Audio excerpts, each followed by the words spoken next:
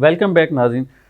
Sir मां सम्झां थो ही जेका फोर्स जी फील्ड आहे इन में हूअं असां ॿुधो आहे पर प्रैक्टिकली अव्हांखे वधीक ख़बर हूंदी, उन में तमामु घणो ख़्यालु रखियो वेंदो आहे डिसिप्लिन जो ऐं फॉलोइंग ऑफ ऑर्डर, उन खां पोइ टाइम मैनेजमेंट, प्रेज़ेंट माइंडेड रहणु, ऐं अव्हांखे मां सम्झां थो तमामु सुठो सलीक़ो अची वेंदो आहे, सिखी वठंदा आहियो त ज़िंदगीअ खे कामयाबु बणाइण लाइ कहिड़नि नुक़्तनि ते अमल करणु ज़रूरी आहे।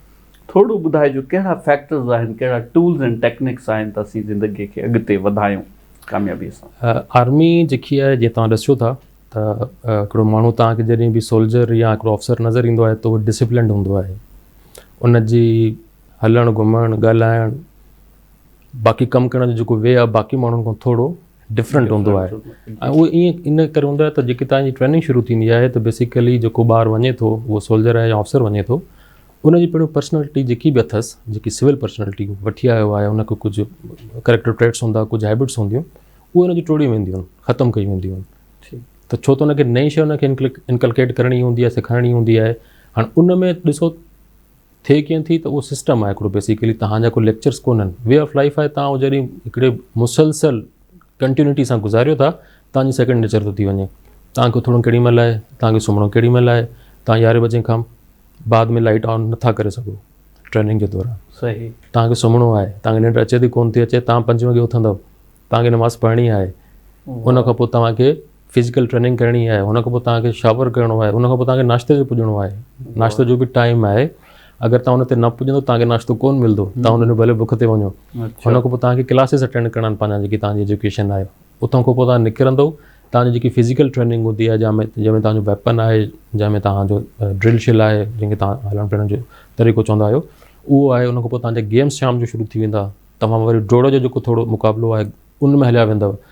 उन खां पोइ जॾहिं तव्हां ट्रेनिंग मां निकिरो था ऐं प्रैक्टिकल लाइफ में अचो था, यानी कि आर्मी जी प्रैक्टिकल लाइफ में तव्हां as a second lieutenant unit join कयो था, उते तव्हांजे अंडर कुझु सोल्जर्स ॾिना था वञनि।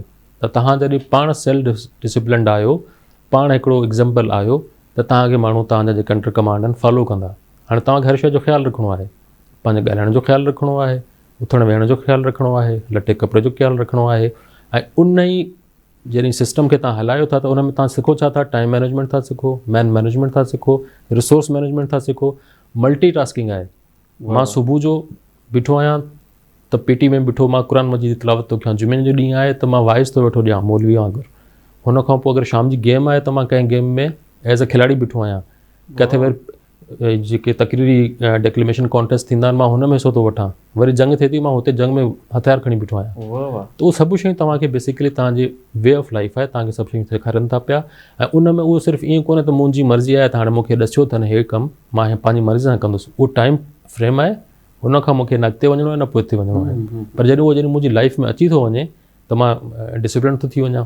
मां उहा शइ पंहिंजी जेके सराउंडिंग में माण्हू आहिनि उनखे कोशिशि थो कयां त उहे फॉलो कनि। बिल्कुलु सही।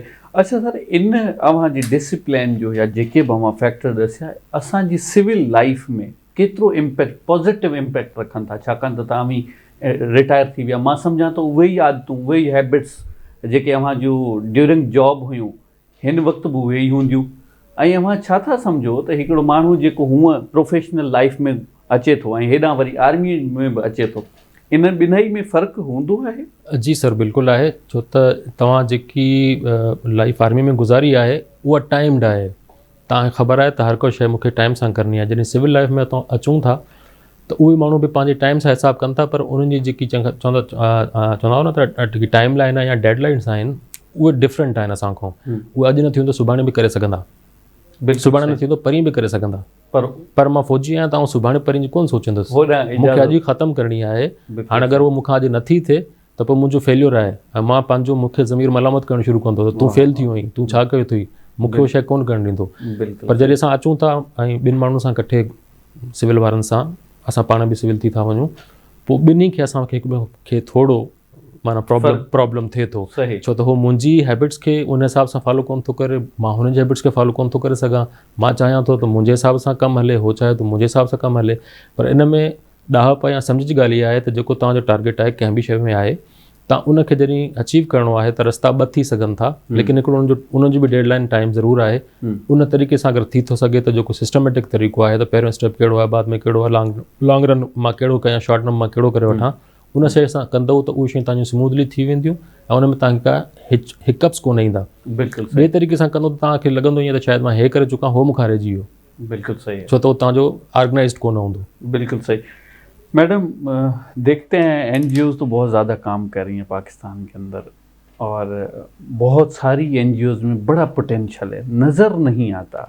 क्या आप इस बात से मुत्तफिक हैं? मैं इस बात से मुत्तफिक हूँ भी और नहीं भी हूँ, क्योंकि मैं खुद देखें, मैं अगर अपना बताऊँ तो मैं तो वेलफेयर ऑर्गेनाइजेशन है जो मैंने आपको बताया कि मैं सेल्फ पर चला रही हूँ, मेरा कुछ ऐसा नहीं है। लेकिन हाँ, एनजीओज़ के साथ रह ही रही हूँ, उनके दरमियान मेरा काम चल रहा है।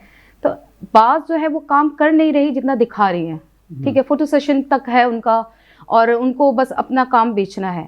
हाँ, कुछ ऐसी ऑर्गेनाइजेशंस हैं जो कर ज़्यादा रही हैं, दिखा नहीं रही हैं। कंपटीशन इनका सबका आपस में बहुत चल रहा है, एक दूसरे की तगोदो में इस तरह से आगे सब बढ़ने के चक्कर में लगे हुए हैं, काम चल रहा है। लेकिन अगर देखा जाए तो बहुत सारी ऐसी ऑर्गेनाइजेशंस भी हैं जो जितना दिखा रही हैं उस हिसाब से कर भी रही हैं। तो ये तो वेरी करता है कि आप कौन सी ऑर्गेनाइजेशन की बात कर रहे हैं। तो मेरा तो जो एक्सपीरियंस रहा है वो यही रहा है कि मैं देख रही होती हूँ बाज़ों का सिर्फ फोटो सेशन चल रहा है, बस तस्वीरें खींच रही हैं और वो अपने प्रोग्राम को आगे बेच रहे हैं और उससे उनकी कमाई हो रही है। यानी कि इंसानियत के दर्द के साथ, अगर ये सोशल वर्क ऐसा है कि जब तक आप खुद फील नहीं करते सामने वाले के दर्द को तो आप ठीक तरीके से नहीं कर पाते। तो जब आप पे गुजरी हुई होती है, आपने सख्ती झेली हुई होती है, माजी में कुछ ना कुछ ऐसा हुआ होता है, तो आप उस चीज़ को फील करते हुए कर रहे होते हैं। क्योंकि इस्लाम ने भी इस चीज़ को रखा है कि रमज़ान की भूख से वो हमें क्यों गुजारता है, क्योंकि हमें पता चले कि भूख क्या चीज़ है। तो हमारे अंदर ये हो कि खुदा न ख्वास्ता कहीं सैलाब आ गया है या कोई ऐसी आफत आ गई है, या अगर नहीं भी आई है तो कुछ घरानों के अंदर ऐसे हैं कि वो नहीं मांगते, उनकी आदत नहीं है कि अगर उनके घर में भूख है तो वो आके दुनिया को कहें कि जी हमें दो, हमारे साथ ये मसला है। क्योंकि देखें कितनी खुदकुशियाँ हो रही हैं इसी वजह से कि वो उनका नहीं ज़मीर गवारा करता कि वो किसी से मांग सके। तो हमें खुद इन चीज़ों को फील करना चाहिए कि एक भूख से जब एक माँ का बच्चा गुजर रहा होता है तो उस टाइम उस माँ की क्या हालत होती है, वो कितना तड़प रही होती है। जाहिर सी बात है वो माँ को बस नहीं चल रहा होता कि अपना कलेजा निकाल कर पकाकर उस बच्चे को दे दे। इसी तरह से कोरोना के अंदर अगर हमने जिस तरह से देखा उन माँओं को तड़पता हुआ कि बच्चे तो चलो भूख में थे, लेकिन उन माँ की तड़प देखकर रातों की नींद उड़ जाती थी। क्योंकि अब हम अगर रोज़ा रखते हैं तो हमें पता है कि भूख क्या है बेसिकली।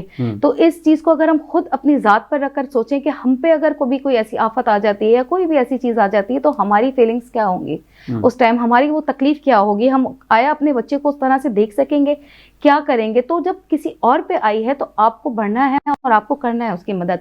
इसमें अगर आप दिखावा नहीं भी कर रहे तो कोई इसमें ऐसी बात नहीं है, लेकिन कर रहे हैं दुनिया को दिखाने के लिए कि आपका अच्छा काम है, लोग देखकर आपको करें और उस चीज़ को आगे और भी मजीद फैले वो चीज़, तो आप दिखा भी सकते हैं, इसमें दिखाने में कोई बुराई नहीं। सर थोड़ी देर पहिरियों अवां ॻाल्हि कई त जॾहिं एंटर क्लास खां पोइ टेस्ट ॾियण विया, अवां जे ज़हन ते इहा ॻाल्हि सवार न हुई त आउं आर्मी में ई वेंदुसि, इन खां पोइ मुंहिंजो को हदफ़ कोन आहे। मन इलाही सारा नौजवान अहिड़ा बि आहिनि हिन वक़्तु करंट सिचुएशन में हलनि पिया, जंहिंजे ज़हन में आहे त आउं डॉक्टर थींदुसि, आउं इंजीनियर थींदुसि, आउं CSS ऑफिसर थींदुसि। अनफॉर्चुनेटली उहे उन शइ खे माणे कोन था सघनि, उन वटि अल्टरनेट नथो रहे। उन्हनि नौजवान लाइ अव्हां छा चवंदव, छा करणु घुरिजे, केॾांहुं वञणु घुरिजे उन्हनि खे? ॾिसो, लाइफ त किथे बि उनजी एंड आहे ई कोन। तव्हांजा अगरि हिकिड़ा गोल रखो था त तव्हांजा अल्टरनेट गोल्स बि हुजणु घुरिजनि। जेकॾहिं तव्हां सम्झो था त माना हीअ हिकिड़ी शइ मूंखे हासिलु करणी आहे, मूंखे डॉक्टर थियणो आहे, मां डॉक्टर न थियुसि त दुनिया ख़तमु थी वेंदी, त ईअं कोन्हे को। तव्हां चओ था शायदि त दुनिया ख़तमु थी वेंदी ऐं तव्हांजे लाइ शायदि ख़तमु थी वई हुजे, पर तव्हांखे हुते ज़िंदा ज़रूरु रहणो आहे, माशरे जो हिकिड़ो हिसो ज़रूरु बणिणो आहे। या त तव्हां माशरे जो बोझ बणिजी सघो था या तव्हां माशरे जो हिकिड़ो कारआमद शहरी बणिजी सघो था। त इन करे तव्हां जॾहिं बि जेके नौजवान आहिनि असांखे ॿुधनि था पिया, त तव्हां कॾहिं कहिड़े क़िस्म जो बि गोल सेट कयो था त अल्टरनेट गोल ज़रूरु रखो। ऐं उन खां पोइ जेको मां पंहिंजे लाइफ जो असूल ठाहियो हुयो, बाक़ी कंहिंखे बि मां चवंदुसि त फॉलो कनि त इनशाला उनमें इनखे कॾहिं बि मायूसी कोन थींदी। त तव्हांखे जेके बि अपॉर्चुनिटीज़ जी विंडो तव्हांजे एजुकेशन जे हिसाब सां, जीअं मूंखे इंटर ते पहिरीं मिली, मां हुन में घिरियुसि, मां हुते ई सेट थी वियुसि। अॻिते आऊं काई शइ सोची, इन जो अल्टरनेट मोड हुयो, मां बि सोचींदो हुउसि त CSS कंदुसि, पर जॾहिं मां हिते हलियो वियुसि त मुंहिंजी उहे सभु शयूं ख़तमु थी वियूं। अल्टरनेट मुंहिंजो उहो हुयो त मां ग्रेजुएशन कयां त बाक़ी मां हिन में अटैम्प्ट ॾियां, लेकिन मूंखे हिकिड़ी मंज़िल मिली वई, मां उन रस्ते ते चढ़ी वियुसि। त हाणे जो अॼु जो ॿार बि ईअं ई करे त हुनखे जेके विंडोज़ जी अपॉर्चुनिटीज़ जी विंडोज़ मिलनि थियूं पियूं उन्हनि खे अवेल ज़रूरु करे। उन में उहो जॾहिं टेस्ट ॾियणु वञे थो त हिकिड़ो फियर फैक्टर आहे हुनजो, उहो ख़तमु थिए थो। एंट्री ॾिए थो, हुनजो फियर फैक्टर ख़तमु थिए थो, वापसि अचे थो त कुझु न कुझु हितां सिखी थो अचे, अॻिले टेस्ट लाइ तयारी अथसि। टेस्ट त हुनखे इहे ॾियणा आहिनि, इंटेलिजेंस टेस्ट बि इहो ई ॾींदो, हुन में वर्बल नॉन वर्बल हूंदुसि, साइकोलॉजिकल टेस्ट जेके थींदा आहिनि उहे बि इहे ॾींदो, स्टोरी ॾेखारींदसि, कुझु कंदसि, हुन में कुझु हुनखे लिखाईंदा। इंटरव्यू बि उहो ई ॾींदो, कंहिं न कंहिं तरीक़े सां घुमारे त तुंहिंजी पर्सनैलिटी छा आहे, तूं इहो ॿुधाए, तूं अचणु छो थो चाहीं, ॿार फलाणी शइ तूं उहा छो न कई, तुंहिंजे पेरेंट्स तोखे हे करे सघनि पिया, तूं उहो छो न कयो। हाणे जॾहिं उते कंहिं सवाल मुंझो हूंदो ऐं सक्सेस नथसि थियो, नेक्स्ट लाइ ज़रूरु तयारु आहे, अची करे सोचींदो असांजी मुंहिंजी साइकी आहे, पाण खे अची नेक्स्ट लाइ तयारु कंदो आहे त भई मूंखे हे ग़लती थियूं आहिनि, मां कंदुसि। त उन्हनि जे लाइ बि मां इहा सलाह ॾींदुसि त तव्हां कॾहिं बि हिकिड़ो गोल न रखो, हमेशह अल्टरनेट रखो, जेकी विंडो जी अपॉर्चुनिटीज़ विंडो अचनि थियूं हर कंहिं में घिरो। बिल्कुल सही मैडम, टाइम बहुत कम था हमारे पास शो में, लेकिन जितनी बातें की, बहुत ज़बरदस्त बातें की। आखिर में आप जाते जाते यंगस्टर्स को, फीमेल यंगस्टर्स को क्या पैगाम देना चाहेंगे? मेरा जो पैगाम है वो सबके लिए ये है कि जी आप अपना जो है तालीम को फोकस करें, एजुकेशन को फोकस करें। तालीम के साथ तरबियत अगर हो तो वो तो बहुत ही बेहतरीन चीज़ है, क्योंकि तालीम सिर्फ तालीम कोई मायने नहीं रखती।